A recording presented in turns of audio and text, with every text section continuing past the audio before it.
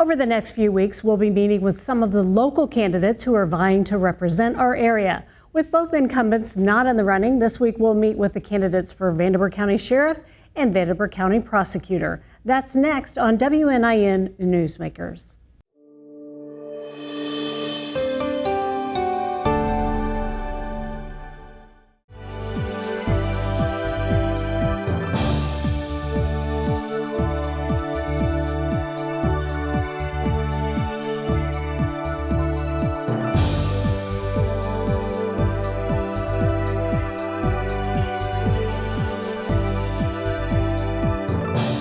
Vanderburgh County Sheriff Dave Wedding has termed out of his role, which leaves us two new people to consider for the office. The Republican candidate for Vanderburgh County Sheriff joins us now. Jeff Hales, thanks for being here. Thank you for inviting me. Well, first of all, for all of our viewers, just tell us a little bit more about yourself. Sure. Went to Temple Christian Academy in Princeton, graduated from there in '83, joined the military in '85, United States Navy, 10 years in the Navy. I decided I wanted to be a police officer. Got out of the military in '94, got onto the jail in '94 at the Vandenberg County Jail. Was a confinement officer there for almost 5 years before the Evansville Police Department hired me in '99. I was at an age limit, whether or not since I'd spent time in the military, I was at an age limit at that point for perf with the Evansville Police Department. They offered me a job. It was my last chance I was going to get as a road deputy. Took that job. About 6 years in motor patrol, worked the streets of Evansville. About 6 years of crime prevention, extensive training in that. And my last 6 years, I was a detective in the robbery homicide division and solved a triple homicide. Wonderful. Well, what do you feel like are your qualifications for a role such as this? Well, absolutely. I think if you look at the vast places that I've been and the vast amount of people that I've been trained around and with, in the military, working in the jail, working in detective unit and the streets, and actually working with crime prevention. I've got extensive skills and training in those areas to benefit a sheriff's office as a sheriff.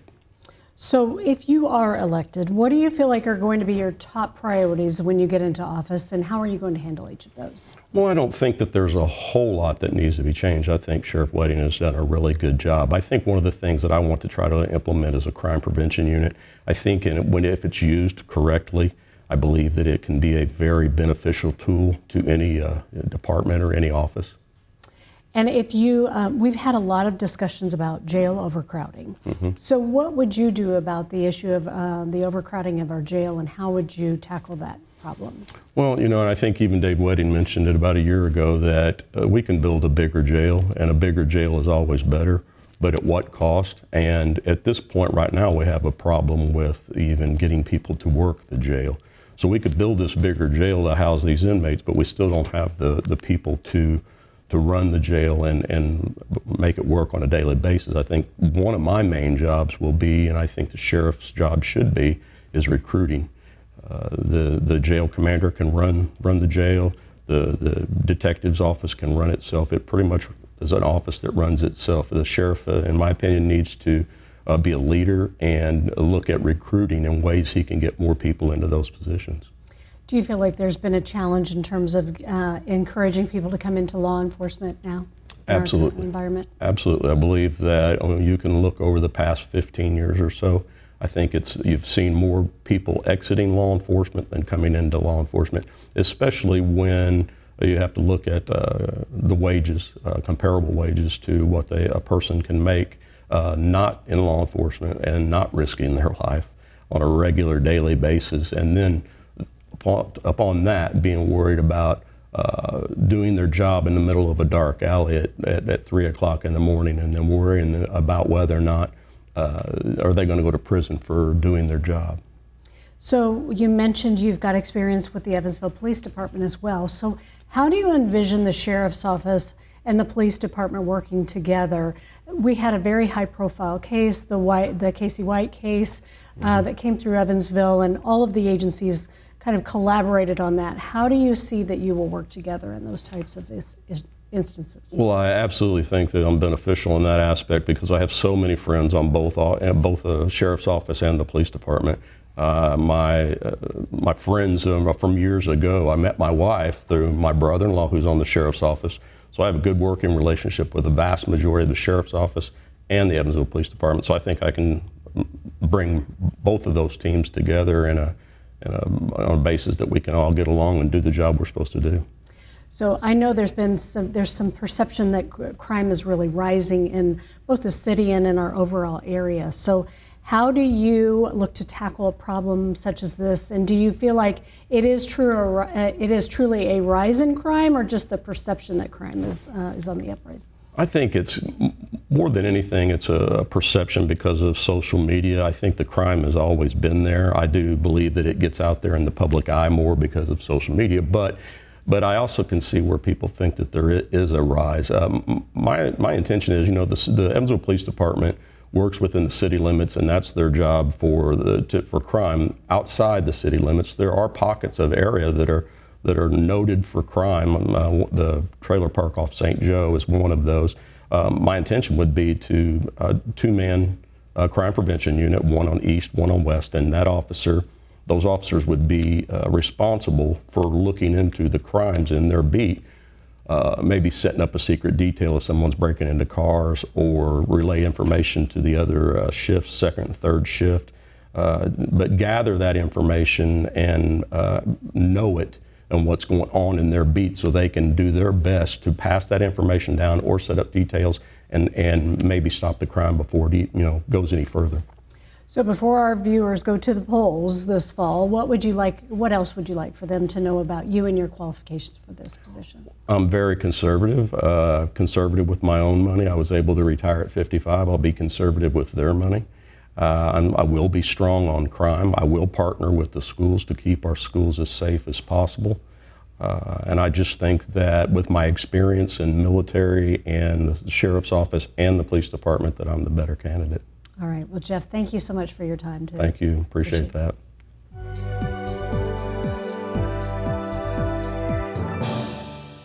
The Democratic candidate for Vanderburgh County Sheriff joins us now, Noah Robinson. Thanks for being here. Oh, thanks for having me. So first off, just tell us a little bit about yourself. Help the voters and viewers know more about Noah.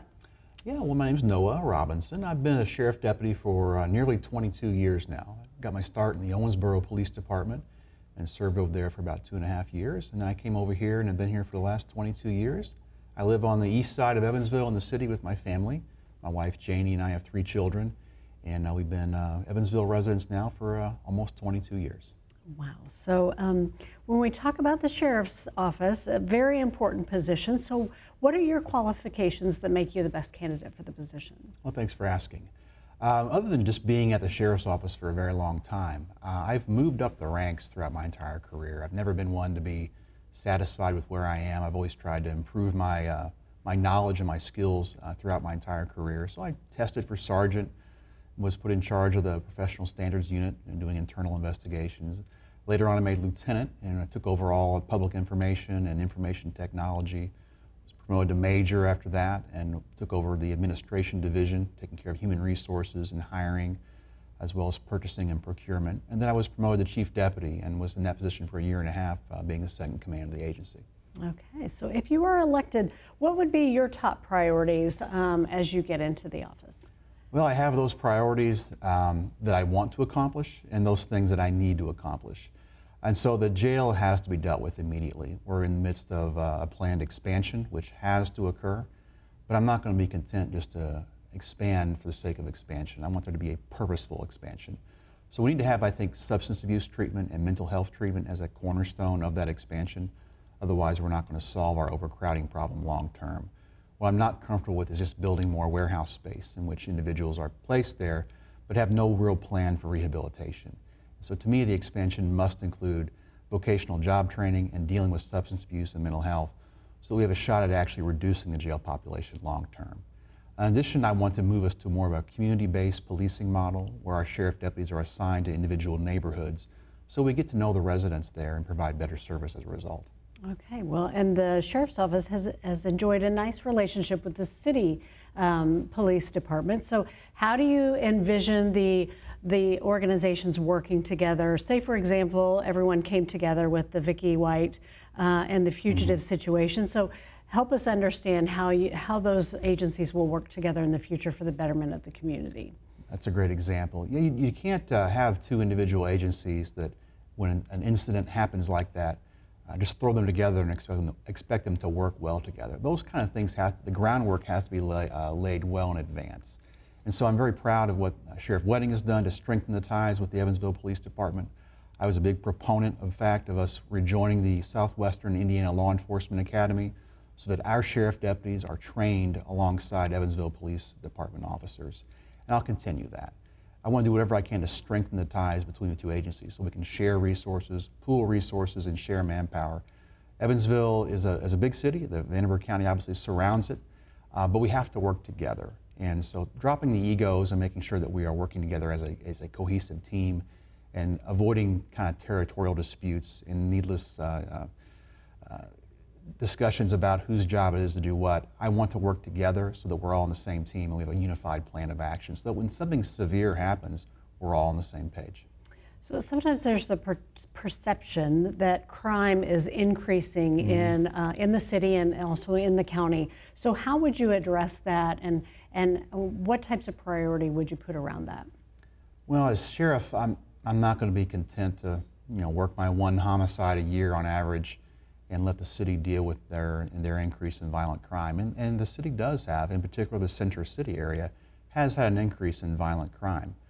I want to do whatever I can to help. I believe that Evansville and Vandenberg County should be viewed as a whole, and that violent crime is a detractor both to the quality of life and for our own economic improvement. It is an economics issue as well as a safety issue. When employers are looking to relocate to Vandenberg County or Evansville, the crime factor is something that is in their calculus. And if you see a city that has a homicide rate approaching 20 a year, that starts to have an impact on the reputation of the city.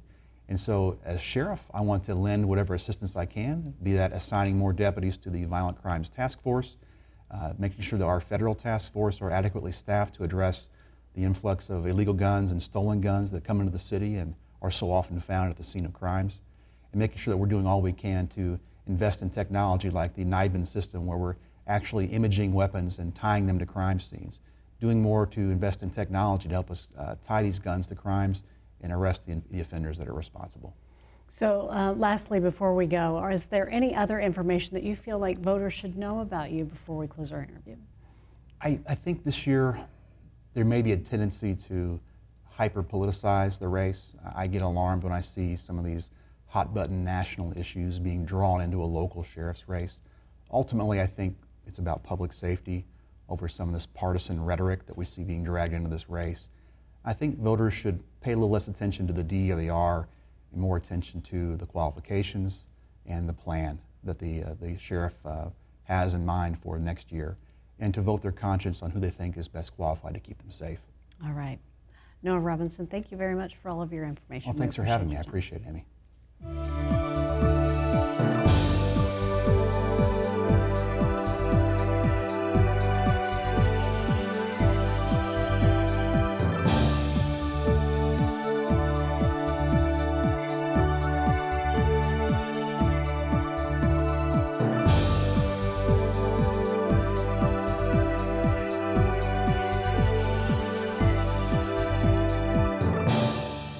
The Vanderburgh County Prosecutor's Office has a number of duties, including prosecuting local felony and misdemeanor criminal cases, conducting investigations, supervising grand jury proceedings, enforcing child support orders, handling juvenile prosecutions, and assisting crime victims.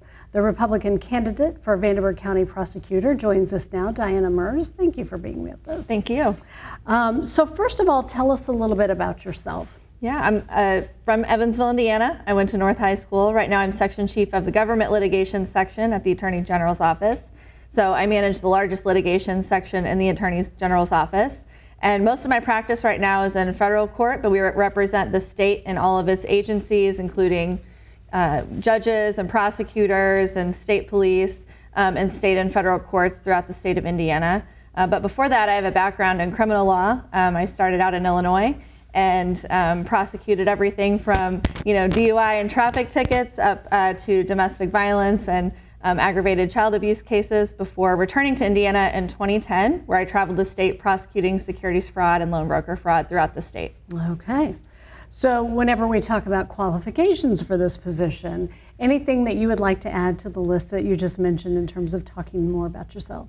Yeah, so qualifications, I have not only have experience in the courtroom and criminal law, I've tried cases before juries in federal and state court, but also I have experience managing a large section of attorneys. I was also an executive director of a board for the state treasurer, so I also have experience crafting and managing a large budget and dealing with the business end of things as well. The prosecutor's office, aside from all of the criminal cases that we handle, the elected prosecutor is elected to do so to handle a large administrative burden to run the office. So I'm well prepared to do that, and my experience makes me uniquely qualified to do so. All right.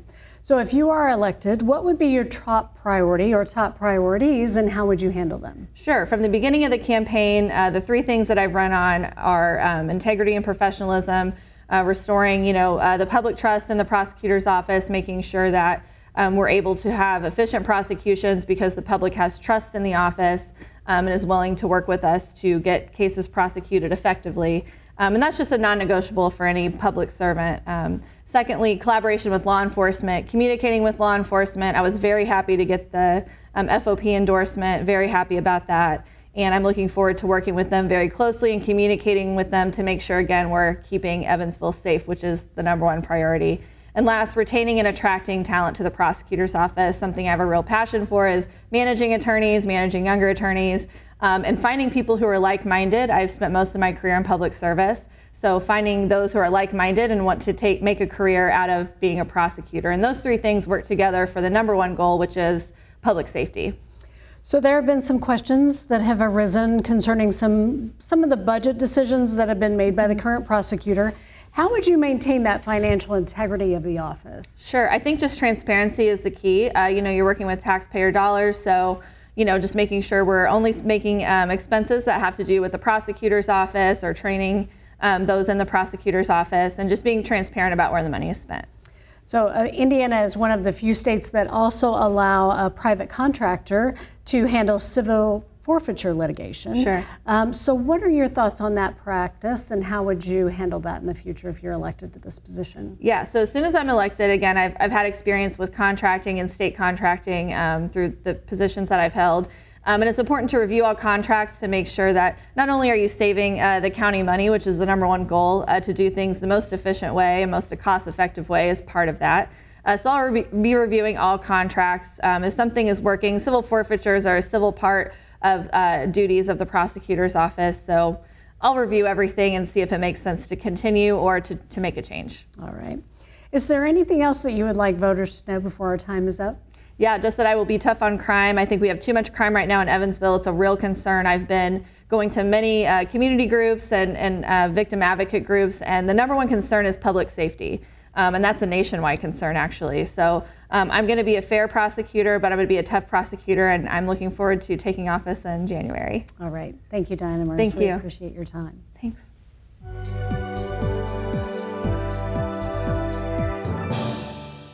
The Democratic candidate for Vandenberg County Prosecutor joins us now. John Schaefer, thanks for being here. Thank you for having me. So tell us a little bit about yourself, please.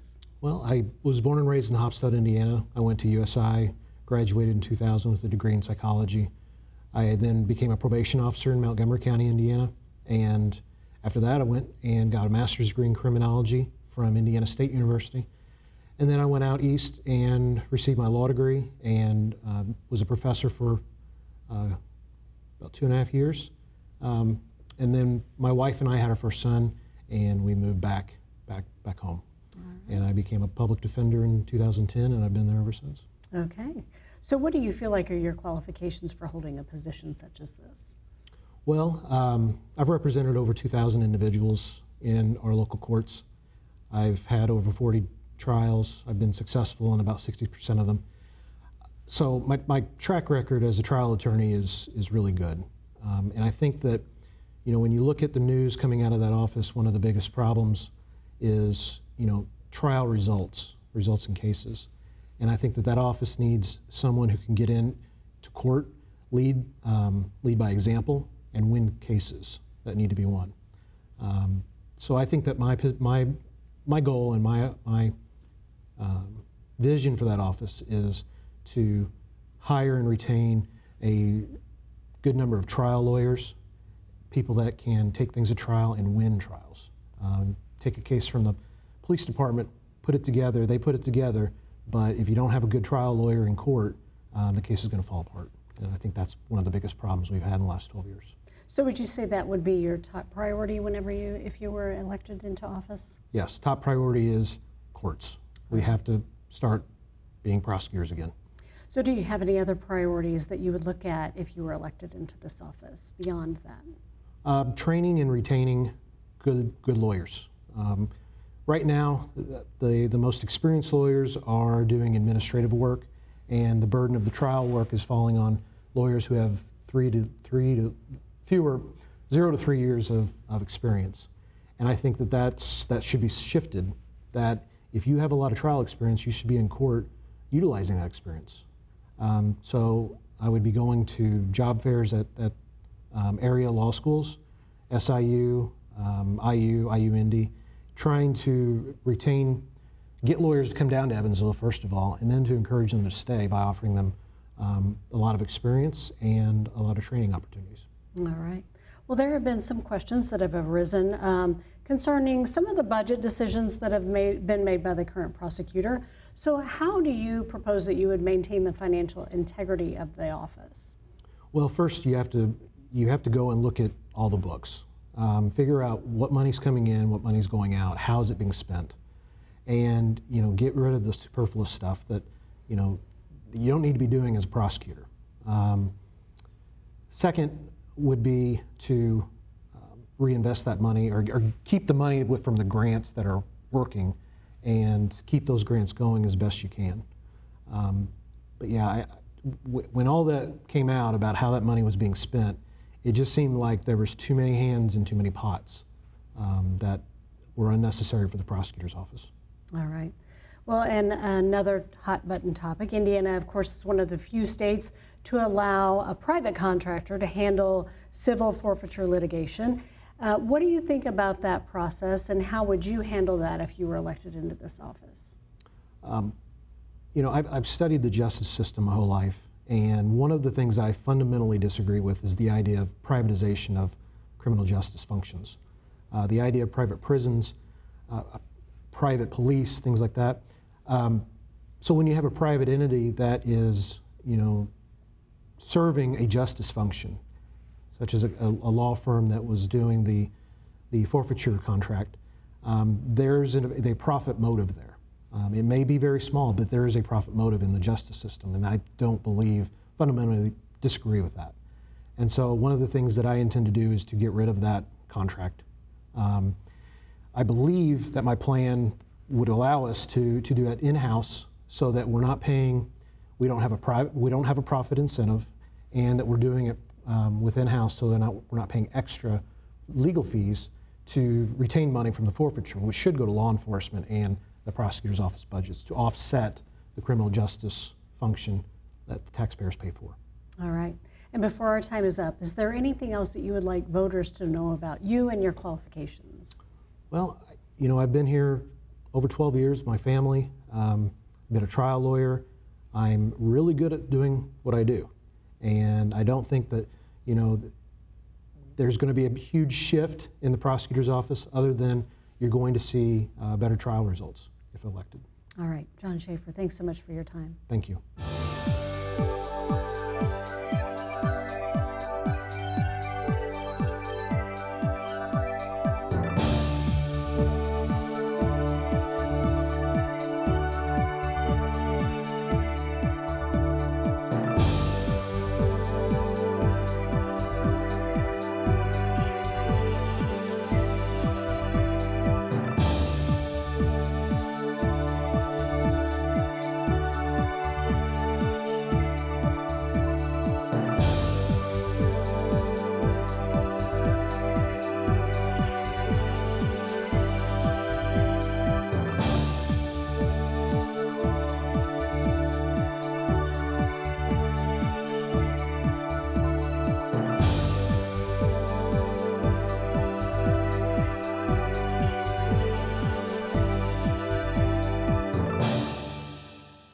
Thanks again to all the candidates for Vandenberg County Sheriff and Prosecutor races for joining us.